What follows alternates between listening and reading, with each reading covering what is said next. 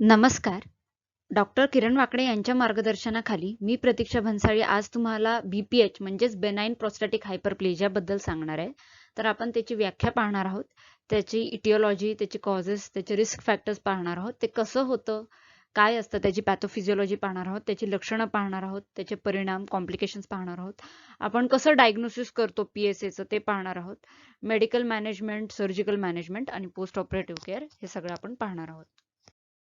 आता डेफिनेशन पाहूयात BPH तर it is a condition of progressive enlargement of prostate gland resulting from an increase in the number of size of epithelial cells and stromal tissue. तर जी prostate Gland आहे ती आकाराने वाढते आणि त्यातल्या पेशी वाढतात. ठीक आहे. तर it is an increase in the number of size म्हणजे आकाराने वाढते and even in the number of epithelial cells and stromal tissue. तर त्याचे जे काही ग्लँडचे जे ग्लँड्युलर सेल्स आहेत, एपिथेलियल सेल्स आहेत, स्ट्रोमल टिश्यू आहेत, त्याच्या ज्या पेशी आहेत त्या नंबरने वाढतात. म्हणून आपण म्हणतो बेनाइन प्रोस्टॅटिक हायपरप्लेजिया.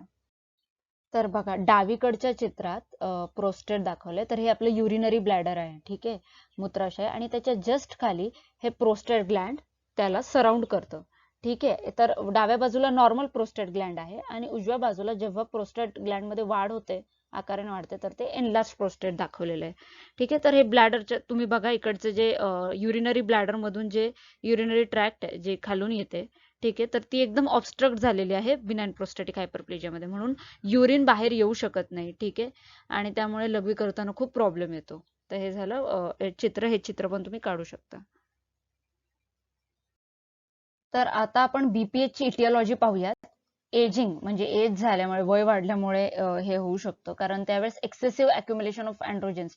तर जे काही टेस्टोस्टेरॉन आहे त्याचं डायहायड्रो टेस्टोस्टेरॉन मध्ये जास्त कन्व्हर्जन होतं आणि हे जे टेस्टोस्टेरॉन आहे ते प्रोस्टेटच्या सेल्सवर ऍक्ट करतं आणि त्यामुळे ते प्रोस्टेटचे सेल्स आहेत ते आकाराने ते वाढतात नंबरने आणि त्यामुळे प्रोस्टेट आकाराने वाढतं. त्यानंतर फॅमिली हिस्ट्री, डाएटचाही इफेक्ट आहे असं म्हणतात की increase animal fat and saturated fatty ऍसिड्समुळे होतं.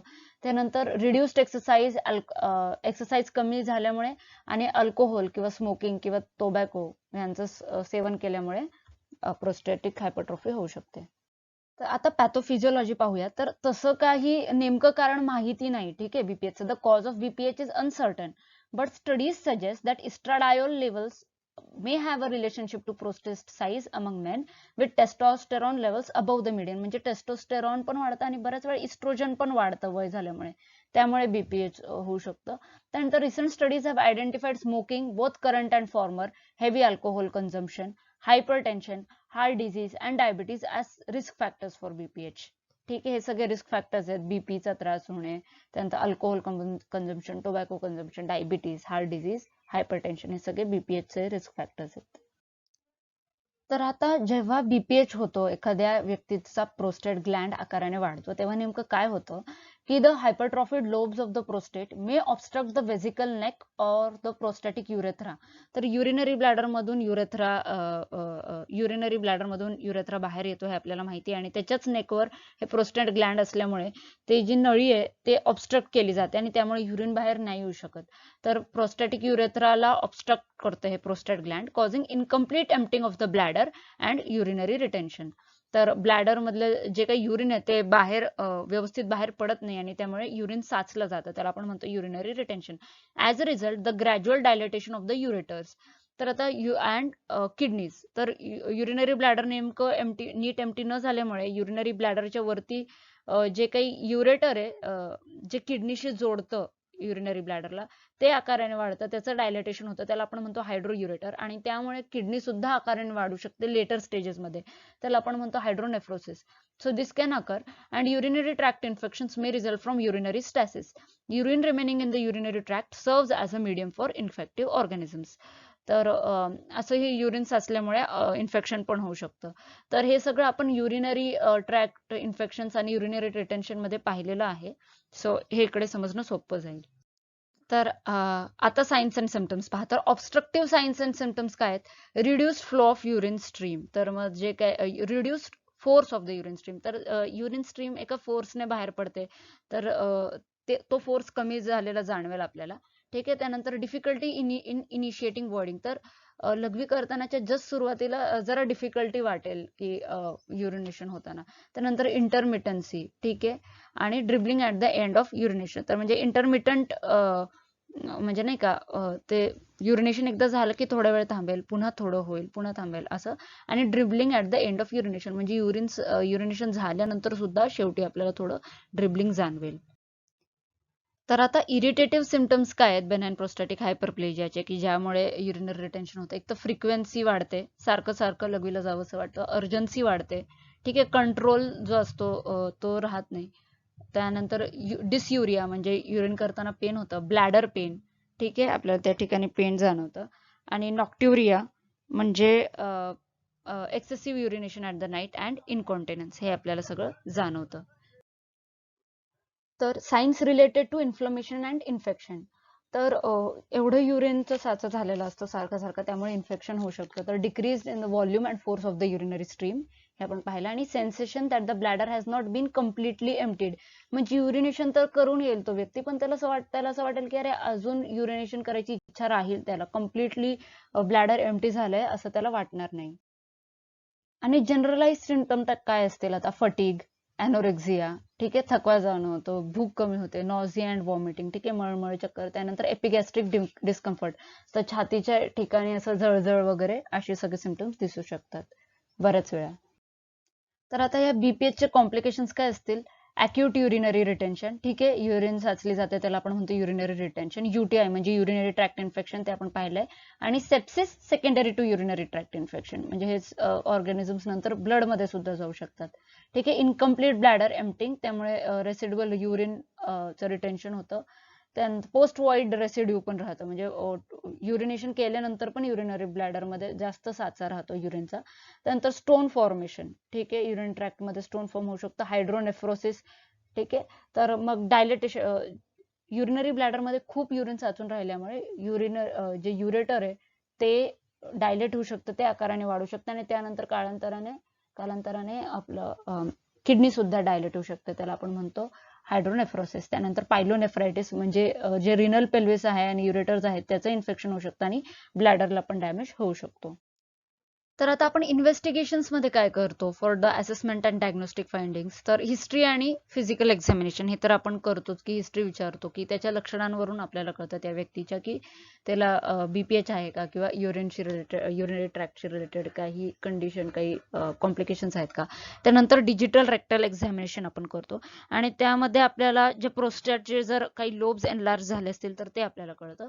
त्यानंतर युरिन अनालिसिस, तर युरिनेशन झाल्यानंतर ते युरिनचं कलर किंवा काही ब्लड आहे का युरिनमध्ये ते त्याच्यावरून आपल्याला कळतं की काही ॲबनॉर्मॅलिटी आहे का, वेगळी ॲबनॉर्मॅलिटी काय, म्हणजे प्रोस्टेटचा कॅन्सर आहे का, हे सुद्धा आपल्याला कळू शकतं. त्यानंतर प्रोस्टेट स्पेसिफिक अँटीजेन, याबद्दल आपण पुढे पाहूया डिटेलमध्ये, ठीक आहे. ट्रान्सरेक्टल अल्ट्रासाऊंड, त्यावरून सुद्धा आपल्याला कळू शकते की काही ऑब्स्ट्रक्शन वगैरे आहे का.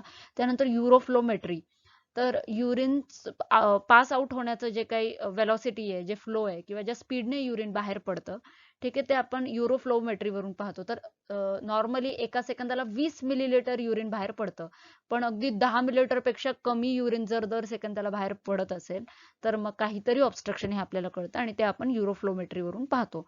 त्यानंतर मेजर पोस्ट व्हॉइडल रेसिड्युअल युरिन, म्हणजे त्या व्यक्तीला आपण ब्लॅडर एम्प्टी करायला लावतो, टॉयलेट करून यायला सांगतो, आणि त्यानंतर आपण युरिनरी ब्लॅडर मध्ये किती युरिन शिल्लक आहे ते पाहतो. तर ते जर जास्त असेल, सिग्निफिकंट असेल, तर मग प्रोस्टेटची साईज वाढलेली आहे ते आपल्याला कळतं. आणि त्यानंतर सिस्टोयुरेथ्रोस्कोपी, यामध्ये आपल्याला वाल्व्स मध्ये काही अबनॉर्मॅलिटी आहे का, स्फिंक्टर्स मध्ये काही अबनॉर्मॅलिटी आहे का, हे आपल्याला कळतं. तर इन्व्हेस्टिगेशन्स मध्ये आपण कम्प्लीट ब्लड काउंट सुद्धा पाहतो, कारण मग प्रोस्टेट सर्जरी करताना ब्लिडिंग किंवा जास्त हेमरेज, रक्त जास्त बाहेर पडणं आणि ब्लड लॉस होणं बॉडीमधून, हे खूप कॉमन कॉम्प्लिकेशन आहे. म्हणून आपण जे काही क्लॉटिंगचे डिफेक्ट्स आहेत ते सगळं नीट करतो. आणि असंही वय झाल्यामुळे त्या व्यक्तींना हार्टचे प्रॉब्लेम्स असू शकतात, बीपीचे प्रॉब्लेम्स असू शकतात, किंवा काहींना फुफ्फुसाचे प्रॉब्लेम असू शकतात. तर कार्डियाक आणि रेस्पिरेटरी फंक्शन सुद्धा आपण टेस्ट करतो वयस्कर लोकांमध्ये, जेणेकरून ऑपरेशनच्या वेळेस किंवा ऑपरेशन नंतर काही प्रॉब्लेम येणार नाही.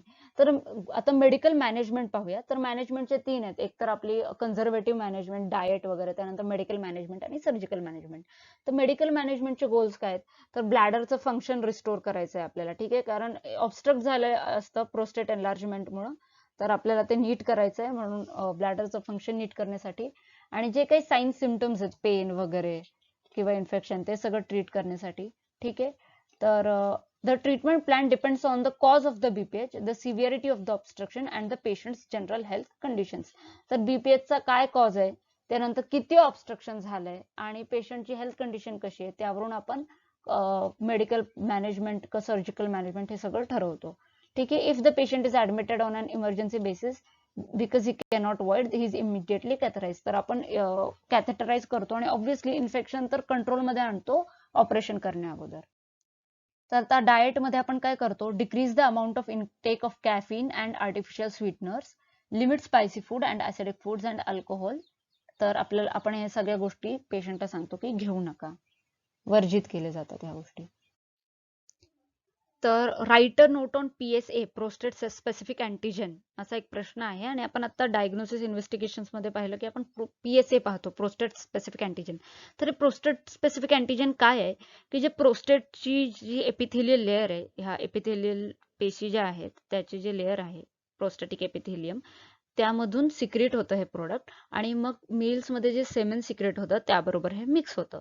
तर it is a serine protease and it liquefies the seminal coagulum after ejaculation. तर हे त्याचं फंक्शन आहे आणि ते एक एन्झाईम आहे सेरिन प्रोटीएज. तर ह्याची नॉर्मल व्हॅल्यू काय आहे, लेस दॅन 4 नॅनोग्रॅम पर मिलीलिटर. ठीक आहे. आणि मग त्याची जर का 4 नॅनोग्रॅम पर मिलीलिटर पेक्षा जास्त जर त्याची क्वांटिटी असेल, ठीक आहे, तर मग काहीतरी बिघाड आहे, की एक तर बेनाइन प्रोस्टॅटिक हायपरप्लेजिया तरी आहे किंवा मग काही मॅलिग्नन्सी तरी आहे, हे आपल्याला कळतं. ठीक आहे. काही कॅन्सरस कंडिशन आहे का ते कळतं. तर मी रेंजेस दिल्या आहेत की कोणत्या कोणत्या रेंजमध्ये काय काय मॅलिग्नन्सी आहे का, किंवा मॅलिग्नन्सीची जास्त शक्यता आहे, किंवा मोर दॅन 35 नॅनोग्राम पर मिलीलिटर म्हणजे डायग्नोस्टिक ऑफ मॅलिग्नन्सी, म्हणजे प्रोस्टेटचा कॅन्सर हे आपल्याला त्यावरून कळतं. तर आपण काय काय पाहतो, PSA डेन्सिटी म्हणजे prostate specific antigen produce per gram of prostate tissue, हे PSA डेन्सिटी झालं. त्यानंतर PSA वेलोसिटी म्हणजे PSA 2 वर्षांमध्ये आपण कॅल्क्युलेट करतो काला, म्हणजे थोड्या थोड्या काळाने. आणि त्यानंतर मग त्याच्यात वाढ होते का, rate of change of PSA with time, 2 वर्षांमध्ये किती फास्ट वाढ होते PSA सिक्रेट होण्याची. ठीक आहे, ते आपण पाहतो. त्यानंतर पर्सेंटेज ऑफ फ्री PSA, ठीक आहे, ते आपण पाहतो. त्यानंतर immuno reactive PSA bound to alpha 1 anti chymotrypsin is the major fraction, whereas the free fraction is the minor fraction. तर मग आपण ते फ्री फ्रॅक्शन पाहतो आणि बाउंड फ्रॅक्शन पाहतो PSAचं. ठीक आहे. तर मग बेस्ट मेजर काय आहे, तर serum PSA plus digital rectal examination आणि रेक्टल रेडिओलॉजी, या तिन्ही गोष्टी केल्यानंतर आपल्याला एकदम ॲक्युरेट डायग्नोसिस आणि ॲक्युरेट प्रोस्टेट कॅन्सर आहे का हायपरप्लेजिया आहे ते आपल्याला सगळं कळतं. तर तेच PSAचे फायदे काय आहेत कॅन्सर डायग्नोसिससाठी. आणि ठीक आहे, इन रिस्पॉन्स टू ट्रीटमेंट, तर ट्रीटमेंटचा कसा रिस्पॉन्स होतोय ते सुद्धा आपल्याला ह्या PSA वरून कळतं, की नंतर ट्रीटमेंट दिल्यानंतर PSA चे हे जे काही व्हॅल्यूज आहेत, डेन्सिटी, वेलोसिटी वगैरे सगळं नॉर्मलसीला आलं तर आपल्याला कळेल की इम्प्रूव्हमेंट आहे. तर हे सगळं कन्झर्वेटिव्ह मॅनेजमेंट म्हणजे डाएट वगैरे आपण पहिले सांगतो, बीपी मॅनेज करतो. ठीक आहे. जे काही बीपीचे मेडिसिन्स आहेत किंवा ओव्हरऑल एक्सरसाइज वगैरे आपण हे इनिशियली करायला सांगतो. पण तरी पण जर का सिम्पटम्स थांबले नाही तर मग आपण alpha blockers, 5 alpha reductase inhibitors किंवा कॉम्बिनेशन थेरपी हे वापरू शकतो. तर आपल्याला माहिती आहे की ब्लॅडर नेकच्या, युरिनरी ब्लॅडर नेकच्या जस्ट खाली अल्फा 1A रिसेप्टर्स असतात. तर मग जेव्हा आपण अल्फा ब्लॉकर्स देतो तर मग जे काही स्मूथ मसल्स आहेत, ठीक आहे, प्रोस्टेटचे सुद्धा, ते रिलॅक्स होतात. ठीक आहे. आणि त्यामुळे युरिनेशन करायला सोपं पडतं. तर relax the smooth muscles in prostate and bladder neck and the drugs we give are prazosin, terazosin and tamsulosin. Specially आपण टॅम्सुलोसिन देतो कारण टॅम्सुलोसिनची खूप एफिकेसी दिसलेली आहे हे प्रोस्टेटचे मसल्स रिलॅक्स करण्यासाठी आणि त्यामुळे युरिनेशनला काही प्रॉब्लेम होत नाही. त्यानंतर 5 अल्फा रिडक्टेज इनिबिटर्स. तर आपल्याला माहिती आहे की टेस्टोस्टेरॉनचं डायहायड्रोटेस्टोस्टेरॉन मध्ये कन्व्हर्जन करतं एक एन्झाईम 5 अल्फा रिडक्टेज. आणि मग हे जे डायहायड्रोटेस्टोस्टेरॉन आहे ते प्रोस्टेटच्या सेल्सवर ऍक्ट करतं आणि त्यामुळे त्या प्रोस्टेटची आकाराने वाढ करवतं. तर मग जर आपण 5 अल्फा रिडक्टेज इनिबिटर्सच दिले तर मग हे त्या एन्झाईमला इनिबिट करेल आणि टेस्टोस्टेरॉनचं डायहायड्रोटेस्टोस्टेरॉन मध्ये कन्व्हर्जन होऊ देणार नाही. म्हणून आपण हे 5 अल्फा रिडक्टेज इनिबिटर्स देतो, जसं की डुटास्टेरॉइड, फिनास्टेरॉइड एटसेट्रा. ठीक आहे. त्यानंतर कॉम्बिनेशन थेरपीचं तर खूपच चांगला रिस्पॉन्स आढळून आलेला आहे आणि it causes increase in maximal flow rate by 2 to 3 millilitre per second. ठीक आहे. त्यानंतर आणि प्रोस्टेटच्या साईजचं पण रिडक्शन करवतं. तर आता आपण मेडिकल अप्रोच पाहिला, आता आपण सर्जिकल अप्रोचेस पाहूयात. तर आपण सर्जिकल अप्रोच मध्ये काय करतो, जे काय ग्लँड एनलार्ज झाले ते आपण कट करतो. So several approaches or methods can be used to remove the portion of the enlarge prostate gland. तर ऑपरेशन करण्यापूर्वी आपण काय काय सांगतो पेशंटला, अवॉइड अल्कोहोल अँड कॅफेन. तर अल्कोहोल आणि कॅफेन पूर्णपणे वर्जित. ठीक आहे. त्यानंतर advise to urinate every 2 to 3 hours. ठीक आहे. नॉर्मल फ्लुइड इनटेक चालू ठेवायचा, पण फ्लुइड ओव्हरलोड टाळायचा. ठीक आहे. आणि कोणत्याही ऑपरेटिव्ह प्रोसिजर अगोदर आपण अँटीबायोटिक्स तर देतच असतो. तर बीपीएच साठी सर्जिकल टेक्निक्स कोणते, TURP, TUIP. ठीक आहे. तर हे एंडोस्कोपिक आहेत. ठीक आहे. Transurethral resection of the prostate and transurethral incision of the prostate. आणि त्यानंतर ओपन सर्जिकल प्रोसिजर्स मध्ये सुप्राप्युबिक प्रोस्टॅटेक्टोमी, पेरिनियल प्रोस्टेक्टोमी आणि रेट्रोप्युबिक प्रोस्टॅटेक्टोमी.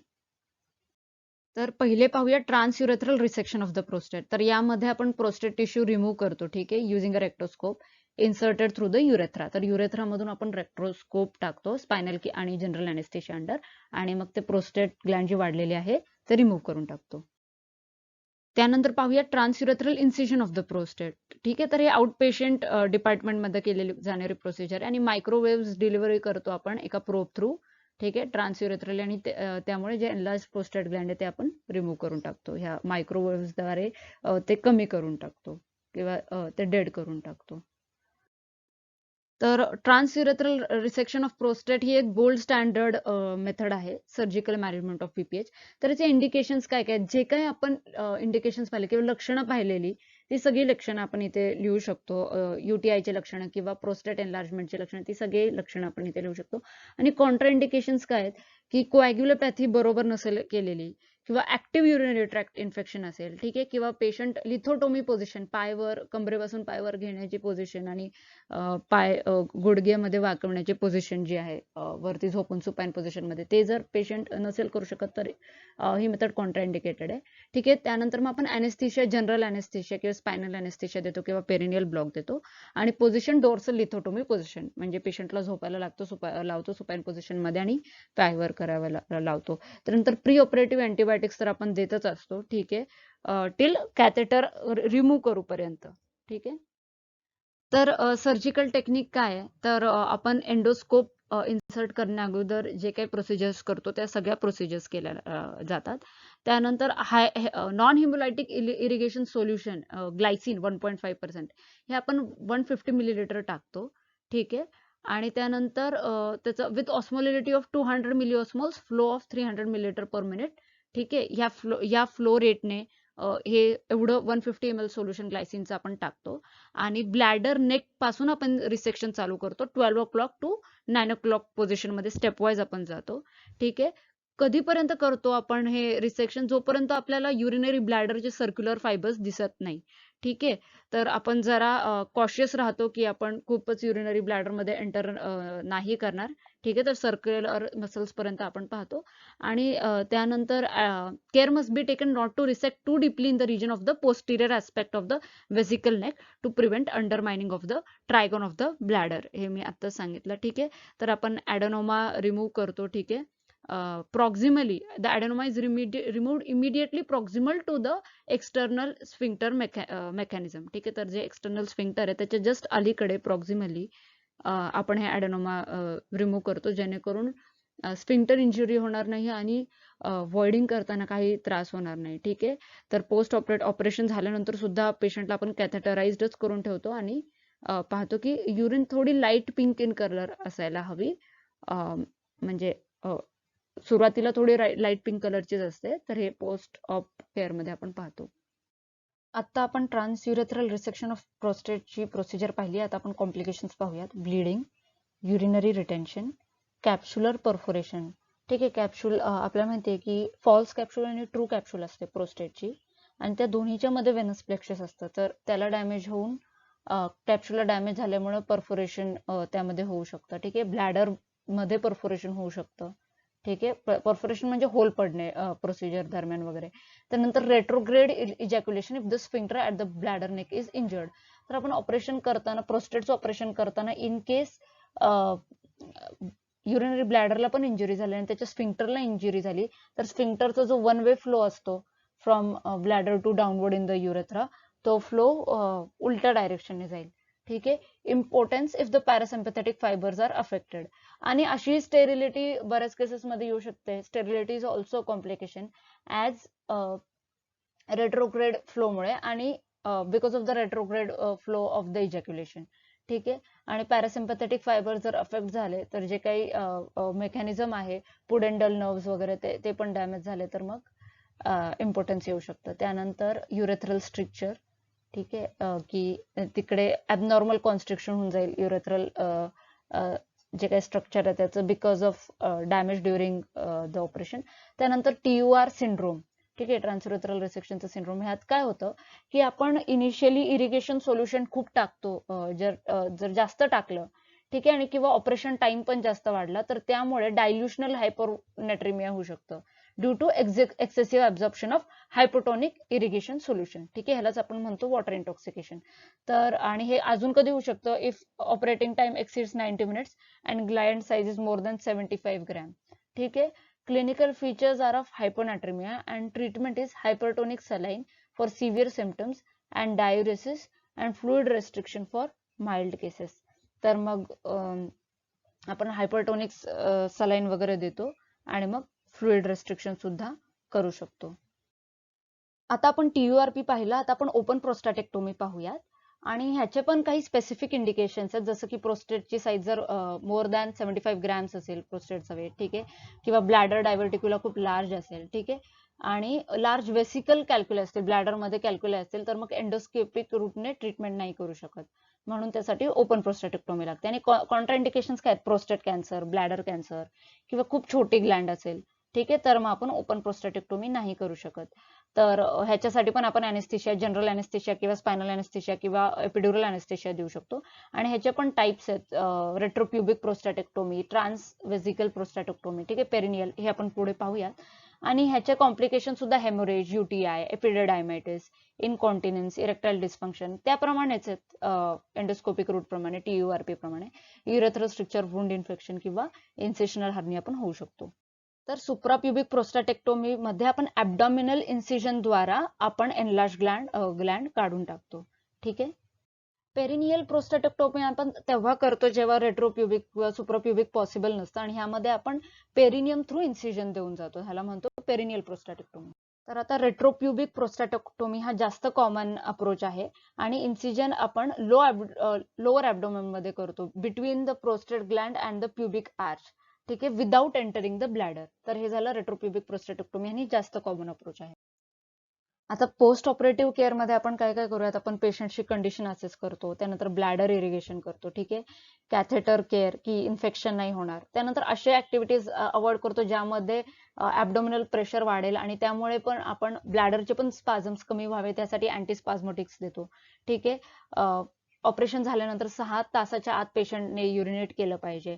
ठीक आहे. त्यानंतर किगल एक्सरसाइज केले पाहिजेत, पेल्विक फ्लोअरच्या एक्सरसाइज, जेणेकरून ते काही ब्लॅडर वगैरे आहे किंवा युरेथ्रा आहेत किंवा पेरिनियल मसल्स आहेत त्यांची स्ट्रेंथ शाबूत राहील.